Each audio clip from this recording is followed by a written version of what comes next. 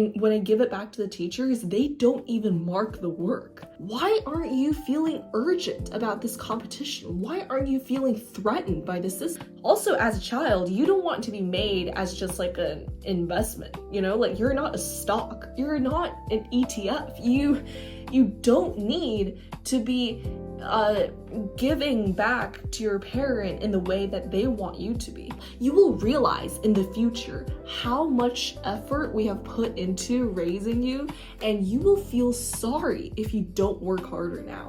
Hi everyone, I'm Margaret, and this is Unit E.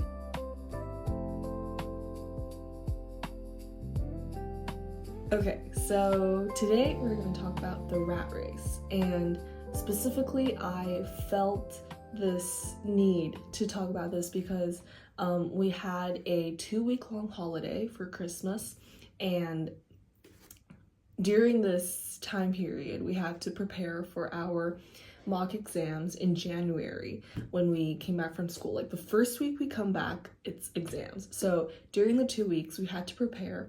We had a lot of homework set from all of our teachers because the mock exams are on every subject, and it was a lot of work over the holidays.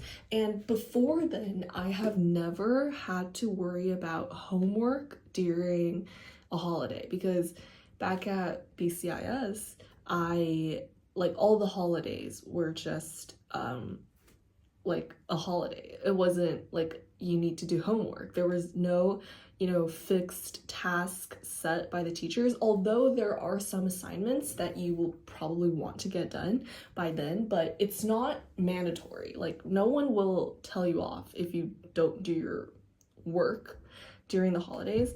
And holiday homework, I'm not sure if you guys can relate to this, but to me it's actually not that common. But in those Chinese public schools, oh my gosh, those students get piles and piles of homework from their teachers, including like the holidays, like the summer holiday, including like the Chinese New Year holiday. So like those two are like the biggest holidays during the school year, and they always get homework, and including like the short like holidays for just a few weeks, like Labor Day holiday, like what else, National Day holiday, and then right now there has been an uproar, kind of like some parents and some students, they came to realize that, hey, I've been doing all this homework during the holiday, and when I give it back to the teachers, they don't even mark the work. And so there is essentially no point in them doing it because, one, the teacher does not look at it. Two, like, it's just repetitive things they've done in class. And three, like, it's the holiday, and why are they given work to do? So a lot of parents came to realize this, and some schools even, in order to make sure that students are doing their work and not procrastinating until the last day, they've made this like a daily check-in system. So whenever you complete like a page of homework or a few pages, you have to take a picture of it and then upload it to the system. So it makes sure that everyone is doing their homework, with a set like rate and not just waiting until the last day, because that is what a lot of students do, and they'll realize that, oh my gosh, the booklet is literally like this thick and they haven't even started yet. So that is the phenomenon right now in a lot of Chinese schools. But like all of this boils down to the rat race, and I came to realize this over like the 2-week Christmas holiday because I never had to work over the holidays, like have work set to me over the holidays in order to excel in school. And so I just thought about, like, if we're being pushed by the system, if like all we are doing, like all of our work, all of the discipline that we get, if it's just given by the system, then in the future it actually won't be helpful for us, because right now we're being put in the rat race as students, as people who just need to work and get good grades. But then in the future, if we get a job, no one's going to tell us to keep working hard. No one's going to tell us to constantly be up to the standard. And so to me, like right now, so many parents and so many teachers are stressed about the grades, stressed about the competition, but the child themselves are not stressed. Like that is also what makes the parents go crazy, because they're like, why aren't you feeling urgent about this competition? Why aren't you feeling threatened by the system? Why aren't you being like threatened by all your other classmates doing so much better than you? Like, don't you feel like you have to do something? Which that's a pretty valid point.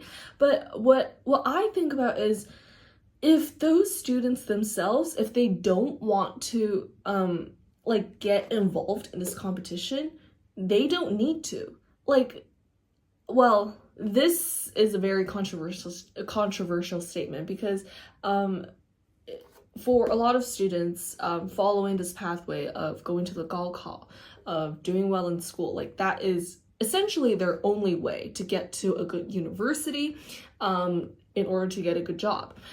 But if they do have another interest and hobby that is keeping them busy and can like actually give them a stable living, then why can't they do that? Like, so this builds on that condition, but like a lot of the parents of the really like top ranked students, and by the way, in like a lot of Chinese schools, after every test, after every like homework assignment or something, there is always a ranking. Like there is always a class ranking. The parents can check it on their phones, the teachers can always update it, it's on like the school system.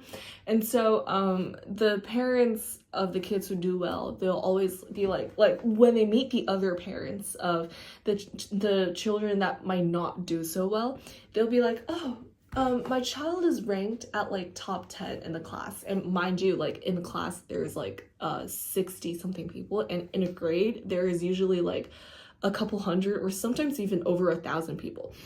My child is ranked like top 10. And yeah, she doesn't even study that much. She's just, she just pays attention in class and does the homework and everything. And that is how parents show their children off. And if it's not about the grades, it's always about something else, like, oh, my son can play the piano to like the 10th grade of the royal like exams.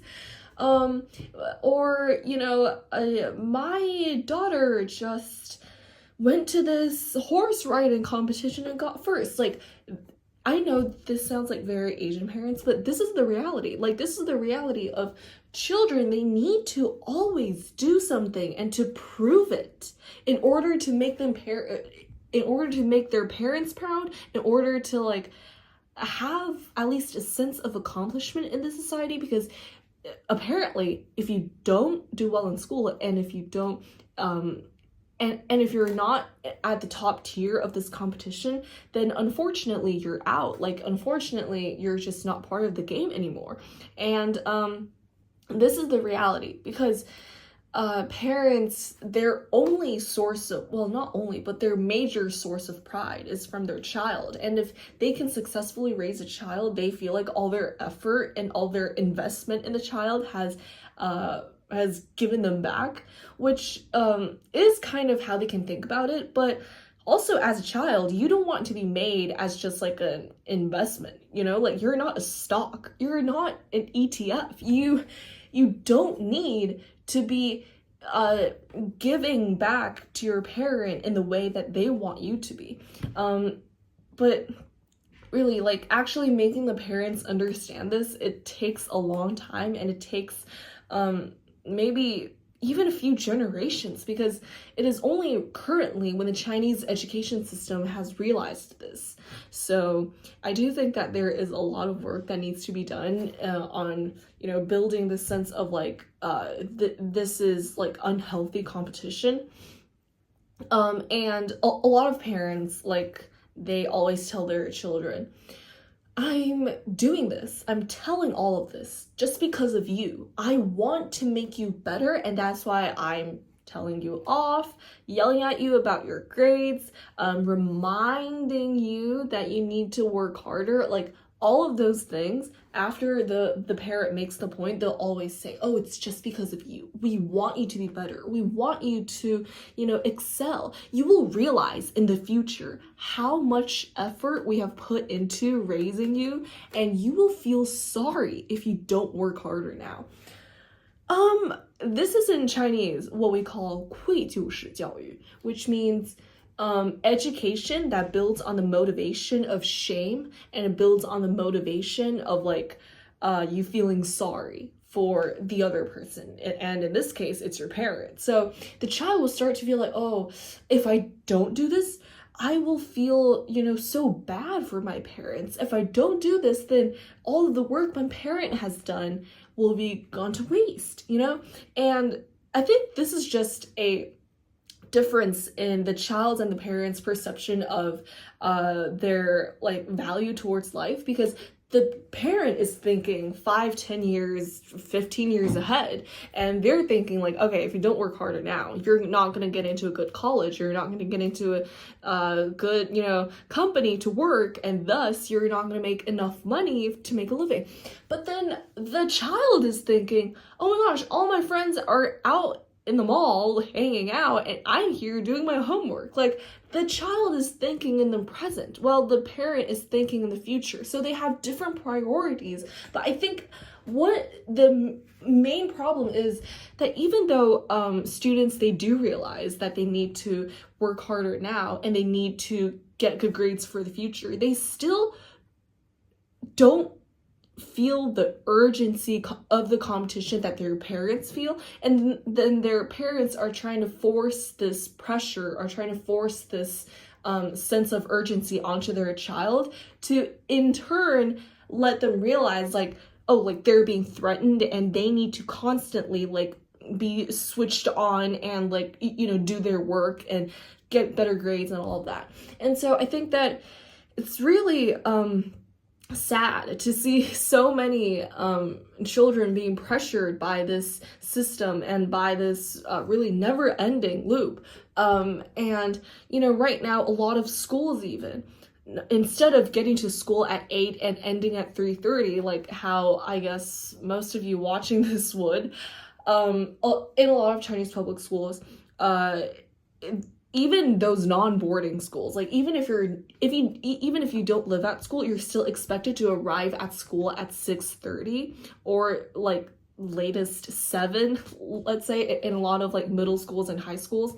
And then after a whole day of class, you'll then stay at the school for like a couple more hours. And when I say this, I mean like 3 or 4 hours after school to self-study, to do your homework, because like every day, like in those public schools, like they have like, let's say 8 lessons, and probably in all of those 8 lessons there is homework assigned. And so all of the students, they would stay behind at school to do their homework, and then when they get back home it'll be 10:30, and by the time they're like done washing up and showering, it'll definitely like be over 11 p.m. when they go to bed. And sometimes they don't even finish their homework at school, like they will need to bring it back home and then do it.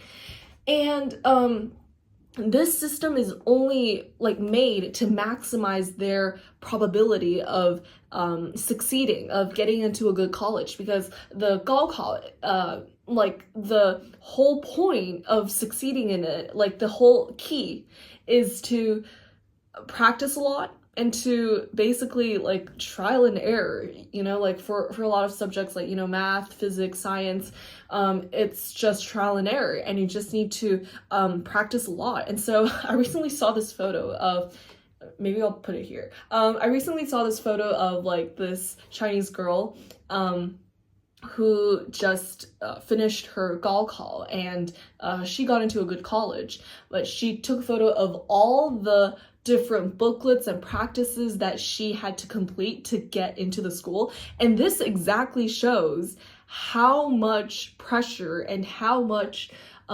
endless competition it takes for a child, for a teen to succeed right now in Chinese society if they follow the path of the gaokao. And I think that, like the Chinese gaokao is something you have to realize is it does not work like AP, A-level, or IB exams. Like the grade does not get converted into like just a single digit number. So it's not like your grade will get converted to a 5 or an A star or a 7.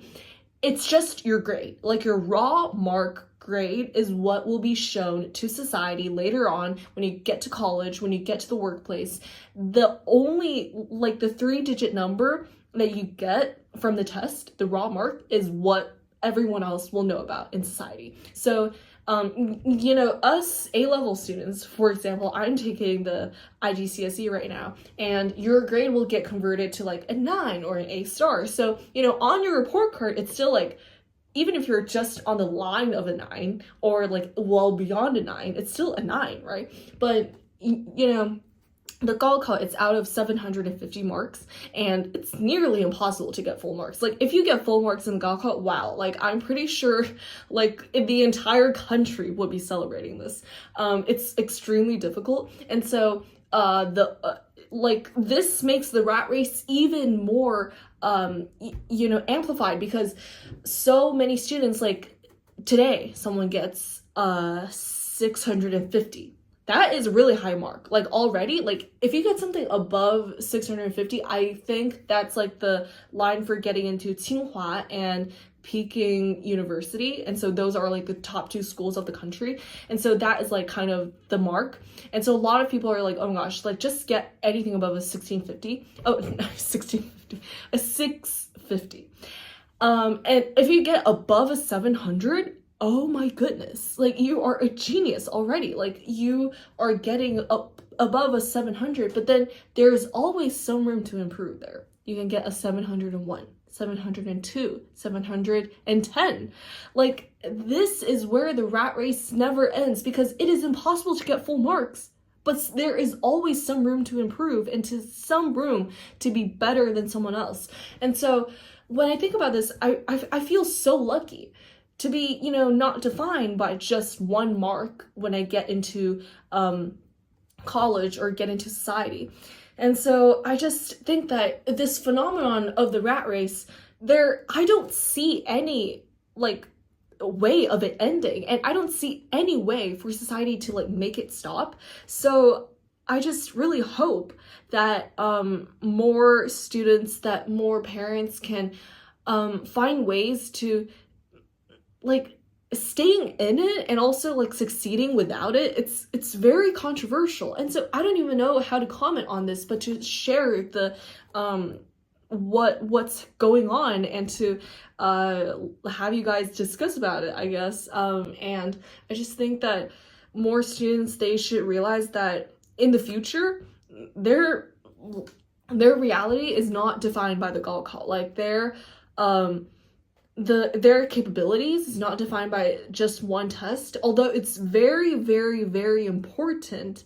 But again, it's just an aspect of you, and just don't let what the society framework is decide who you're going to be. And I guess that is it for this episode. Like, subscribe, and ring the notification bell to not miss out on the next episode, and we'll see you next time. Bye!